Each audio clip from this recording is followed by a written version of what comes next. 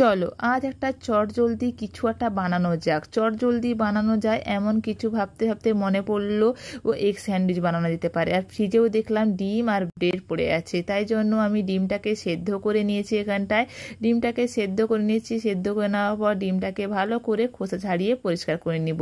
এই যে এগ স্যান্ডউইচটা দেখছো যেমনই চটজলদি বানানো যায়, এটা খুবই সিম্পল একটা সাধারণ রেসিপি, যেমনই খেতে কিন্তু অসাধারণ লাগে। সিম্পল বানানো বা সহজে তাড়াতাড়ি বানানো যাচ্ছে বলে আমরা ভাবতে পারবো না যে এটা খেতে ভালো হবে না। এগ স্যান্ডউইচটা খেতে অসাধারণ লাগে আর খুব কম সময়েও এটাকে বানানো যায়। তার জন্য ডিমের কুসুমটাকে আলাদা করে নিয়েছি আর ডিমের সাদা অংশটাকে ভালো করে ছোট ছোট করে যতটা পারবো আমি ছোট করতে ততটা ছোট করে কেটে নিয়েছি। এরপর যে কুসুমটাকে পাত্রে রেখেছিলাম সেটাতে ভালো করে চামচের সাহায্যে ম্যাশ করে নিয়েছি।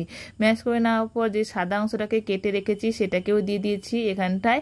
এরপর এখানটায় দিয়ে দেবো স্বাদের জন্য আমি একটু দিয়েছি গোলমরিচ গুঁড়ো, কাঁচা লঙ্কা কুচি, ঝাল যতটা খাবো তত পরিমাণ যেখানে লঙ্কা দিয়েছি, আর অল্প একটু বাটার দিয়েছি। এরপর দিয়েছি স্বাদ মতো লবণ, আর টেস্টটাকে দ্বিগুণ করার জন্য এখানটায় দিয়ে দিচ্ছি চিজ।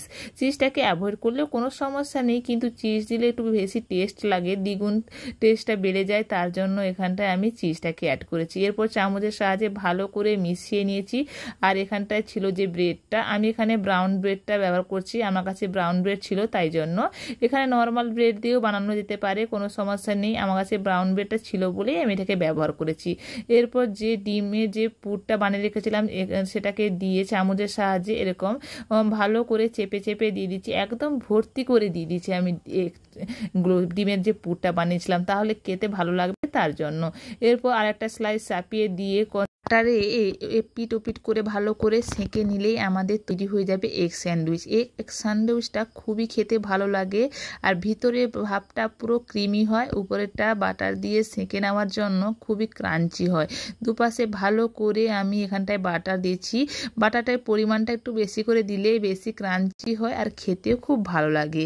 আমার বাটারটা খেতে খুব ভালো লাগে, তার জন্য একটু বেশি বেশি করে বাটার দিয়েছি। এখানটায় বাটার দিয়ে ভালো করে উল্টে পাল্টে সেঁকে নিয়েছি। দেখুন কতটা সুন্দরভাবে আমাদের চটজলদি তৈরি হয়ে গেল এই এগ স্যান্ডউইচটা। এই এগ স্যান্ডউইচটা খেতে কিন্তু খুবই অসাধারণ লাগে, আমি বলছি। কিন্তু সকালের নাস্তা, বিকেলবেলার স্ন্যাক্স সব কিছুর জন্য একটা পারফেক্ট এই এগ স্যান্ডউইচের রেসিপিটা।